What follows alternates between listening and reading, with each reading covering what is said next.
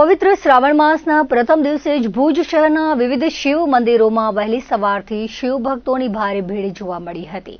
ભાવિકોએ ભગવાન ભોળેનાથને બિલ્લીપત્ર, પુષ્પ અને જળ અર્પણ કરીને શ્રદ્ધાપૂર્વક આરાધના કરી હતી। આ પાવન અવસરે શહેરના તમામ શિવાલયોમાં દિવસભર હર હર મહાદેવનો નાદ ગુંજી ઉઠ્યો હતો, જેના કારણે સમગ્ર વાતાવરણ શિવમય બની ગયું હતું। આજે પવિત્ર શ્રાવણ માસ છે અને શ્રાવણ માસમાં દેવાદિદેવ મહાદેવ, જેને આપણે ભોળિયો કહીએ છીએ, શિવ કહીએ છીએ અને આપણે છીએ જીવ, તો ભારતમાં તો આ શિવ મહિમા છે। તો વિશેષ ભારતની સાથે સાથે વિદેશમાં પણ આપણે આ શિવ પૂજાનો મહિમા છે। આપણે એના પર પાણીનો, દૂધનો, શેરડીના રસનો, બિલીપત્ર ફૂલથી કરી આ બધી આપણે ષોડોપચાર પૂજા કરીએ। આમ તો પાણી જ્યારે ચડાવીએ છીએ ને આપણે કહીએ છીએ રુદ્રાભિષેક, એટલે હૃદયથી જીવ શિવનો અભિષેક કરે। એક અર્થ એ પણ થાય કે જીવ હૃદયથી શિવ ઉપર અભિષેક કરે અને એ છે રુદ્રાભિષેક। જેમ પાણી ઠારે તેમ આપણું જીવન બધાને ઠારે, ફળ જેમ મીઠા છે એમ બધાને મીઠા રાખે। અને બીજું, આ શ્રાવણ મહિનામાં દેશ વિદેશમાં આનો મહિમા છે।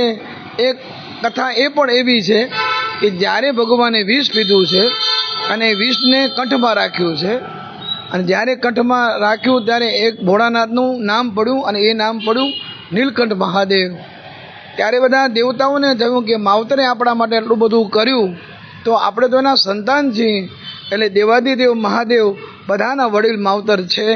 જ્યારે વિષ પીધું હતું ત્યારે દોડી દોડી બધા દેવતાઓ, કોઈ અભિષેક કર્યો, કોઈ પાણીનો કર્યો, કોઈ મધનો કર્યો, કોઈ શેરડીના રસનો કર્યો, કોઈ દૂધનો કર્યો, કે જેનાથી કંઠમાં ઠંડક મળે। બસ તેથી યોગાનો યોગ આ શ્રાવણ માસમાં આ બધા જણા આપણા ભારતમાં ને વિદેશમાં આખો મહિનો શિવ અભિષેક કરે છે, જેનાથી સુખ શાંતિ મળે, આરોગ્ય સારું મળે।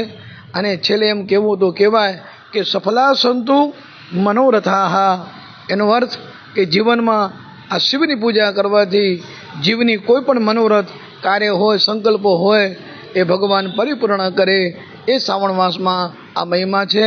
આ ઓમ સંસ્કારધામ મંદિર જોતામાં આજે 41 વર્ષ થઈ ગયા છે અને આ મંદિરમાં તમે જોશો તો અહીં શંકર ભગવાનનું ઓમકારેશ્વર મંદિરનું નામ છે, સાથે રાઘવ ભગવાન એટલે રામ ભગવાનનો આખો પરિવાર, અંબે માં મહાકાળી અને આશાપુરા માં સત્યનારાયણ ભગવાન, અને સાથે સાથે આપણે શનિદેવનું મંદિર તો છે, પણ નવગ્રહોનું પણ મંદિર। આ મંદિર આ સંસ્કાર નગરમાં 41 વર્ષ થયા આ મંદિરને।